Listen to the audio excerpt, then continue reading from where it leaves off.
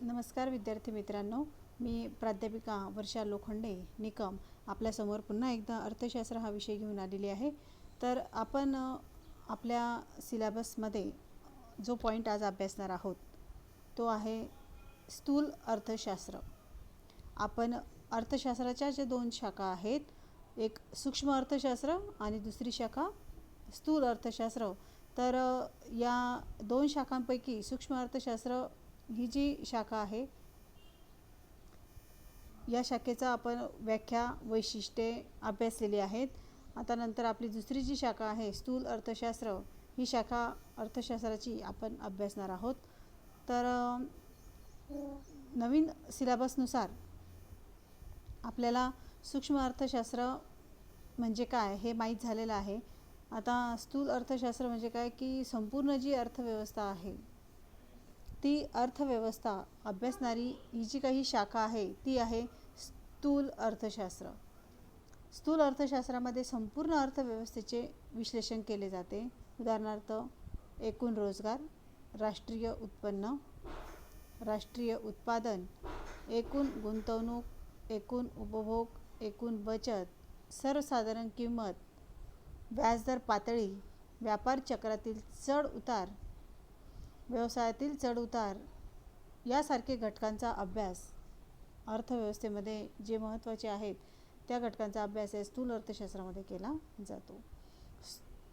आपण सूक्ष्म अर्थशास्त्रामध्ये बघितलं की सूक्ष्म अर्थशास्त्रामध्ये अर्थव्यवस्थेतील जो एक घटक आहे तो म्हणजे एक व्यक्ती, तर त्या व्यक्तीशी संबंधित जे काही घटक आहेत वैयक्तिक घटकांचा अभ्यास सूक्ष्म अर्थशास्त्रात केला जातो आणि स्थूल अर्थशास्त्रामध्ये संपूर्ण अर्थव्यवस्थेचा अभ्यास केला जातो।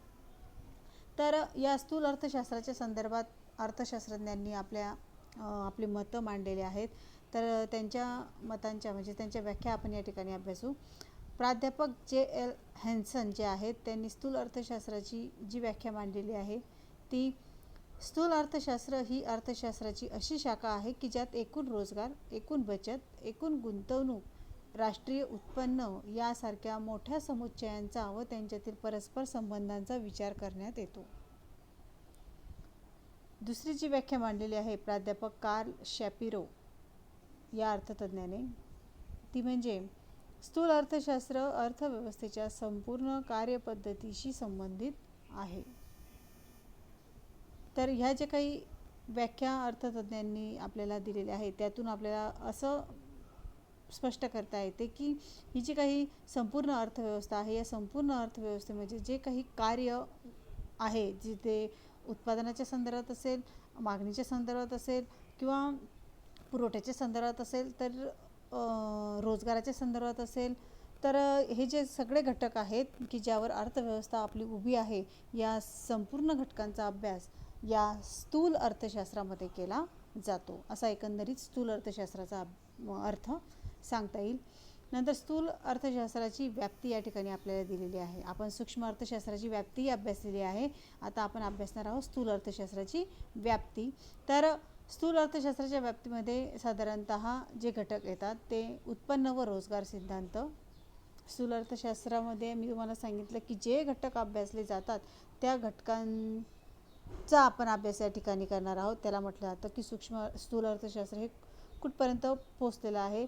तर उत्पन्न व रोजगार सिद्धांत, दुसरा पॉईंट आहे सर्वसाधारण किंमत सिद्धांत व भाववाढ, नंतर आर्थिक वृद्धी व विकासाचे सिद्धांत, नंतर विभाजनाचा समग्रलक्षी सिद्धांत या घटकांचा याच्यामध्ये अभ्यास केला जातो।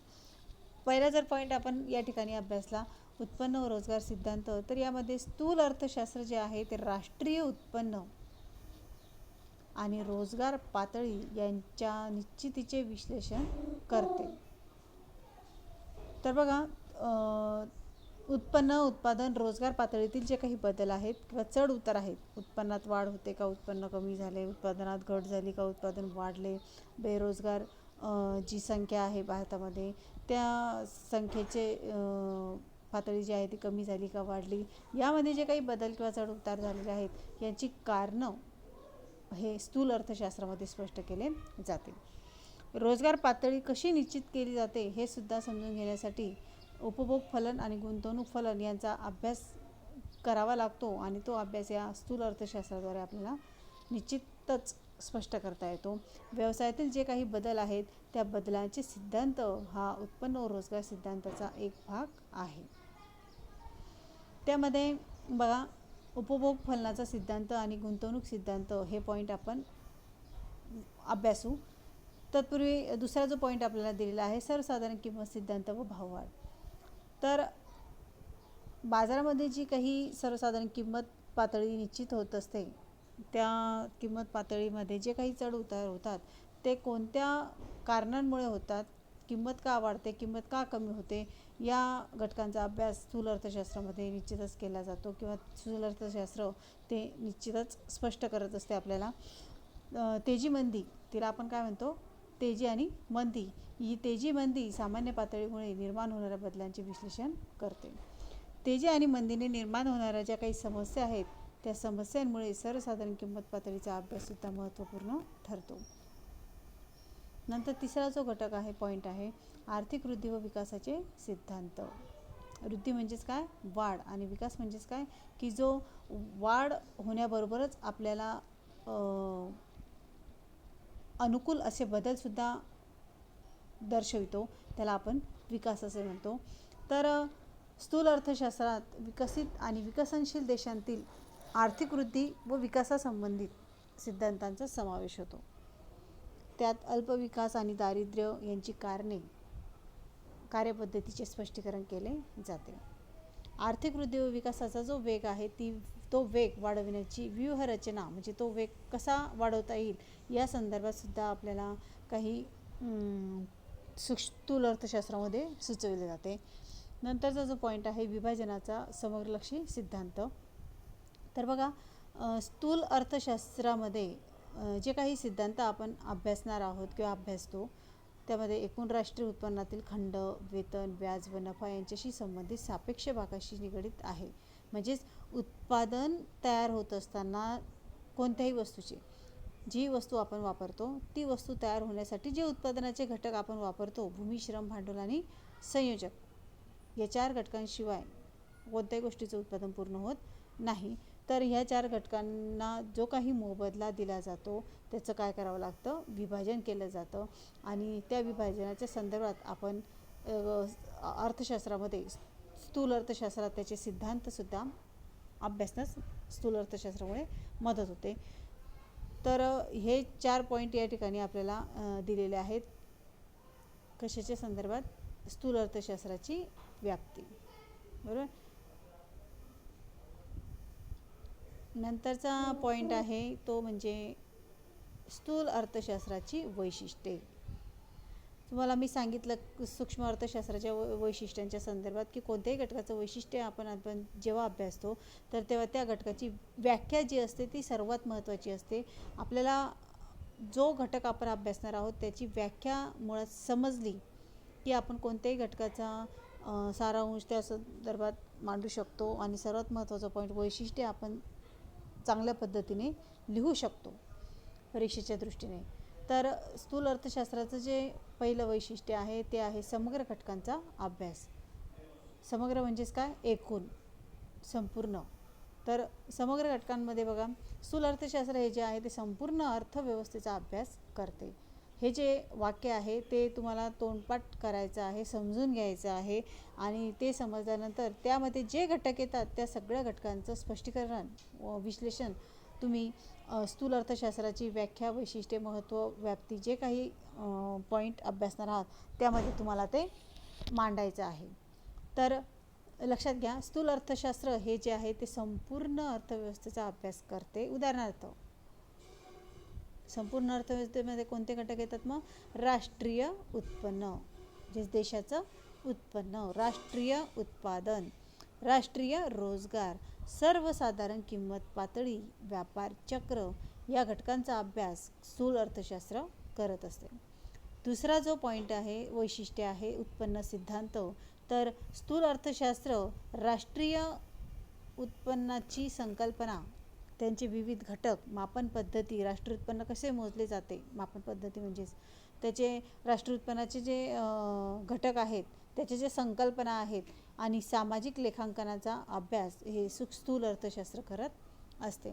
ते एकूण मागणी व एकूण पुरवठ्याशी संबंधित आहे.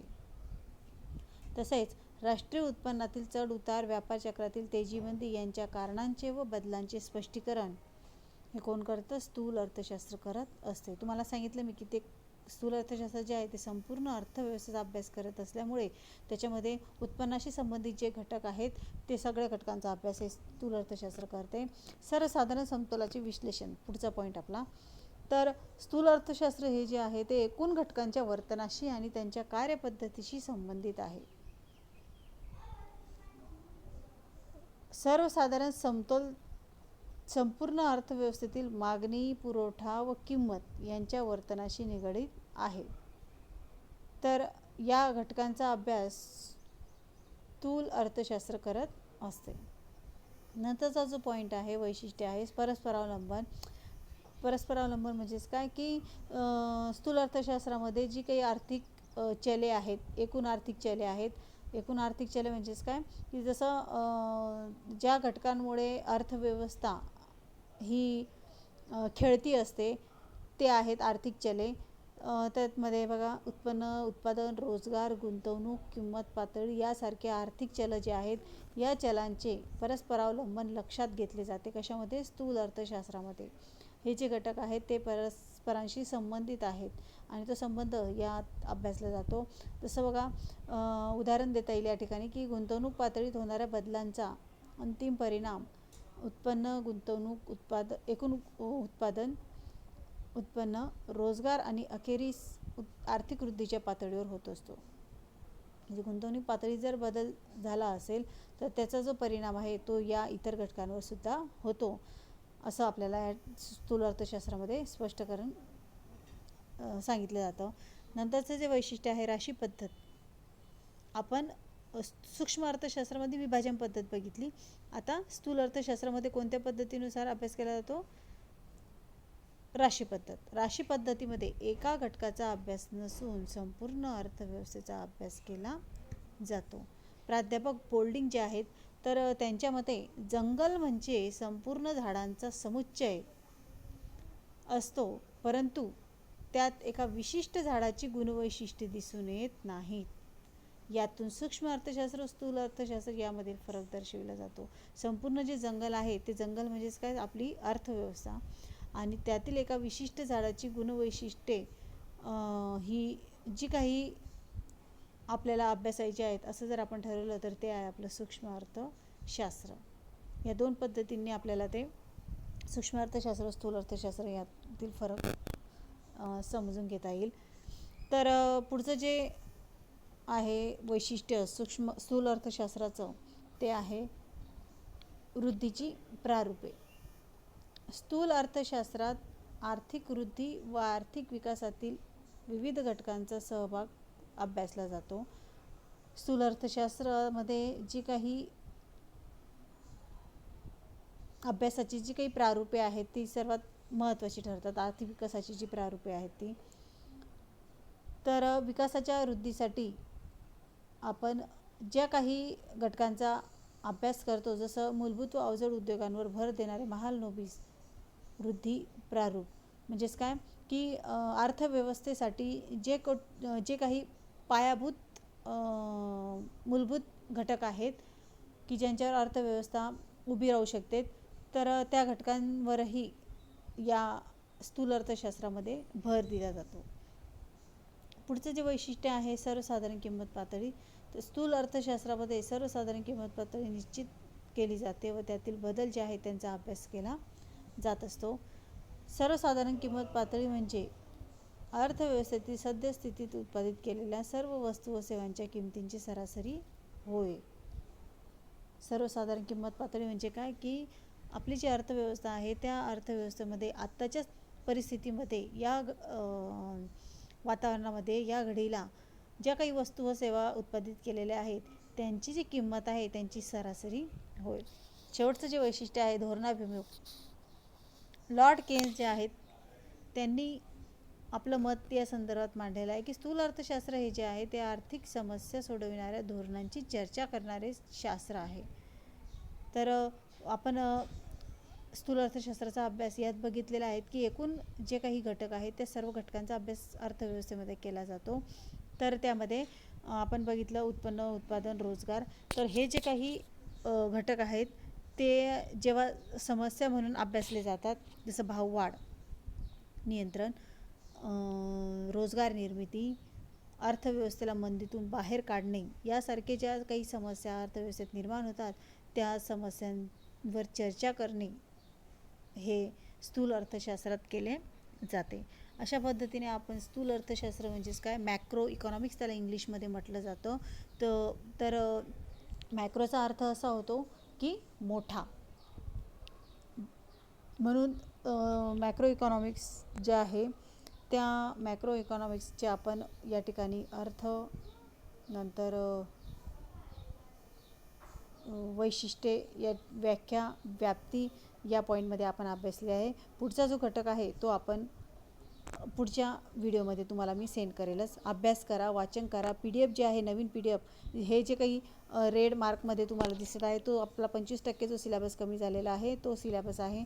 तर आताचे जे नवीन PDF तुम्हाला मी सेंड केलेला आहे त्या PDF नुसार वाचन करा.